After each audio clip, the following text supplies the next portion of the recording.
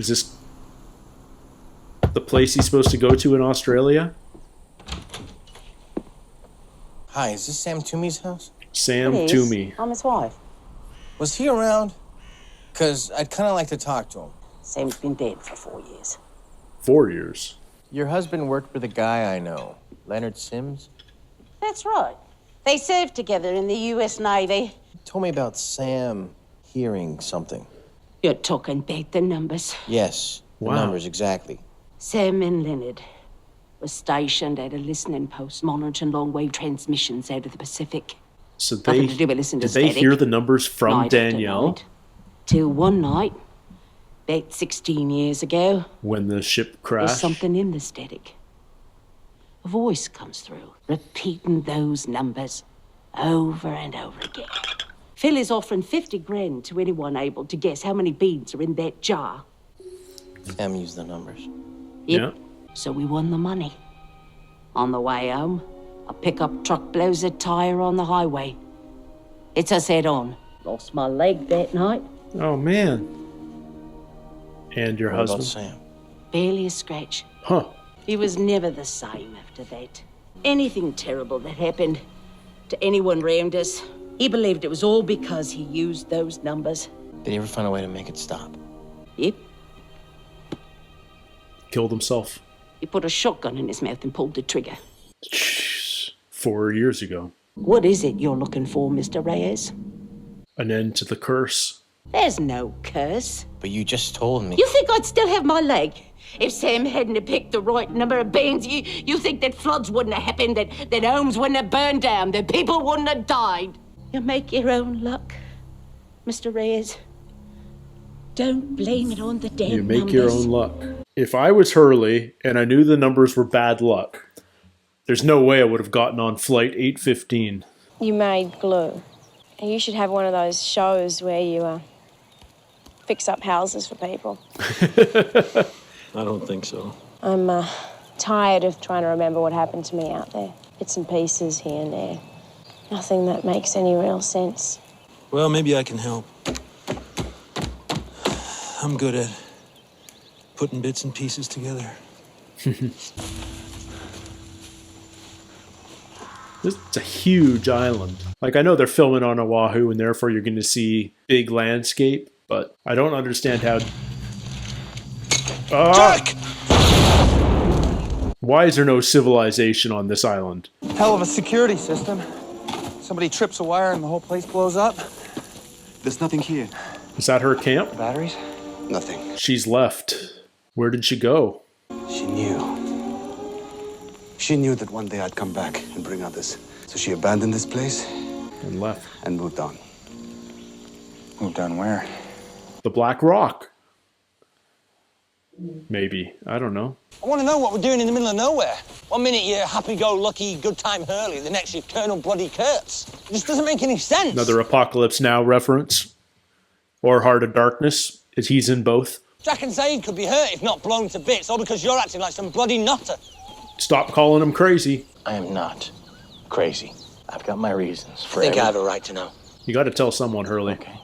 Charlie's the man. All right, you want to know? About a year ago, Whoa! Did someone just shoot at them? someone shooting at Whoa. There's Danielle.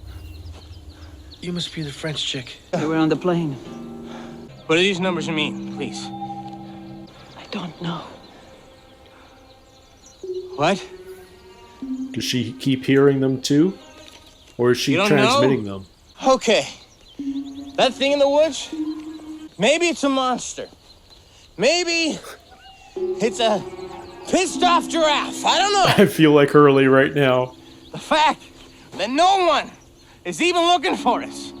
Yeah, that's weird.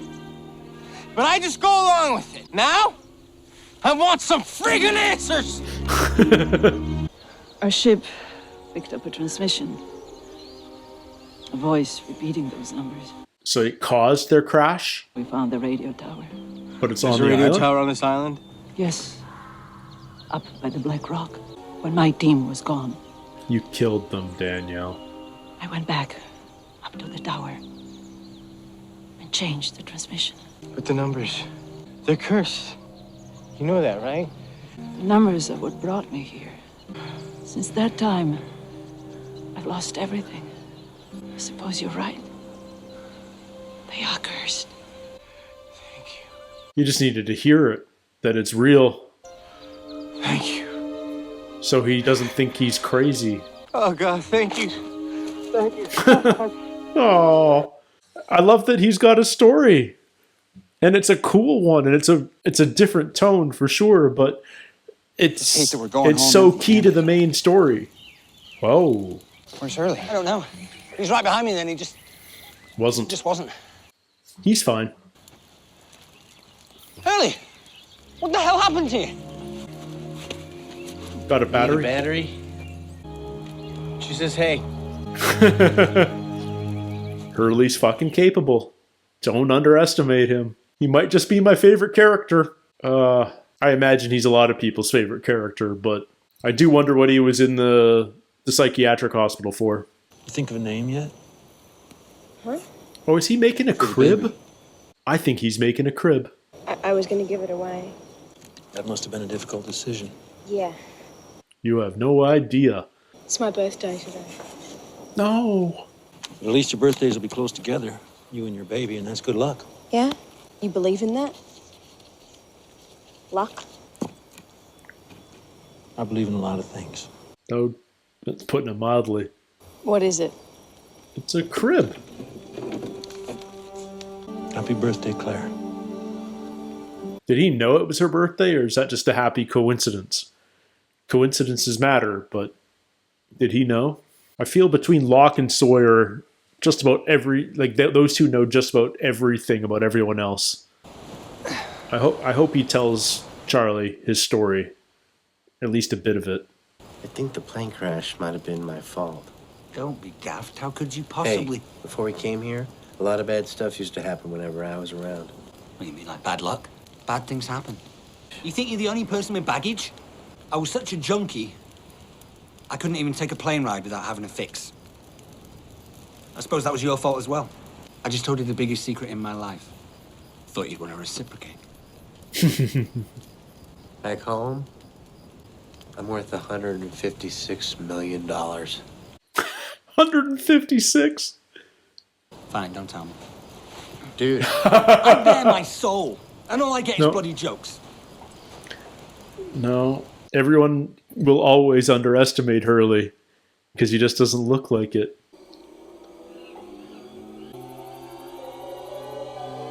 Are those the number? Is that on the hatch?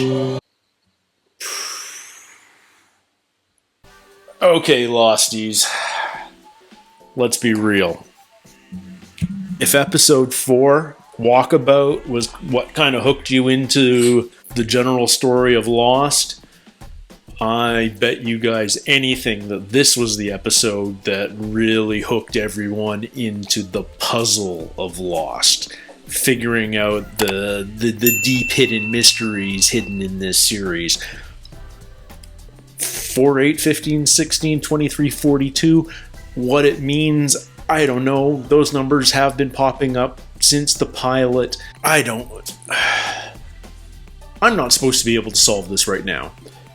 But the math nerd in me desperately wants to figure it out. Anyhow. Yeah, man. I don't even know where to start, what to say. It's just... up till now, they've been sprinkling a little clue over there, spoon-feeding us, a little secret here. And then this episode, they just opened the floodgates and dumped it all down on us and said, have at it. This was the piñata cracking and it's now a scramble for candy on the floor. I'm going to have to... I wrote so many notes during this. I usually write down most of my notes during the editing process, where I catch little minute details and stuff. Now I'm wondering... I still don't know why Hurley appeared on TV in Korea, unless it was just sort of a news report of him winning the lottery. Although, I mean, is that big enough news that it would play in Korea, that some kid in California, or we're presuming it's California, we don't know that for sure, but some American kid won 156 million? Maybe, I don't know. I guess actually, no, that's not true. He doubled that money in a year, so, you know, he won 75, 78, 80 million, somewhere in that ballpark. Hurley's a great character. I love that you get, I guess, why alphas like Jack and Saeed might underestimate a guy like Hurley. But I find it super funny that Charlie underestimates him just as much when Charlie's as big a fuck up as anyone on the island. I mean, they both got great hearts. They're well intentioned, but to call either of them like super capable before this episode would have been laughable, and yet here we go. Hurley proved himself. He gave himself a mission. He accomplished it. He walked out of there unharmed with a battery in his hands. He had a more productive conversation with Danielle than I think Saeed did in his entire episode with her. This one's going to take some processing, and I feel like the answers that were raised in this episode aren't going to be answered for a long time. We find out that there's a radio tower on the island, so that answers where the broadcast was coming from.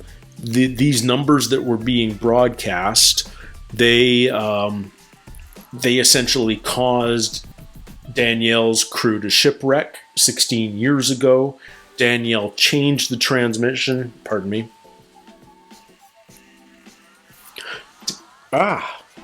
Something in my eye. I said the numbers too much. Now I have bad luck. Danielle changed the transmission after she killed her entire crew to be her SOS. But those numbers match the numbers on the hatch. Now, Danielle has no idea what the numbers mean, which tells me that she and her crew never found the hatch. So if Locke ever finds the numbers, or Hurley ever finds the hatch, then finally someone has both halves of that puzzle, and maybe that'll somehow be the answer that gets us into the hatch. Although, I mean, the numbers, they were just there in the open, so has Locke seen them and he just doesn't know what to do with them? I don't know. So many questions. I wish I could just binge like a season's worth of this series in the next day and maybe get some answers. But I'm going to continue to react because I love how much it makes me think about this stuff. And this will need some thinking. Anyway, I think that's enough for tonight. Thank you guys so much for hanging out. I'm really looking forward to seeing you guys in a few days with the next episode. Until then, take care, stay healthy, and we'll see you soon. Cheers.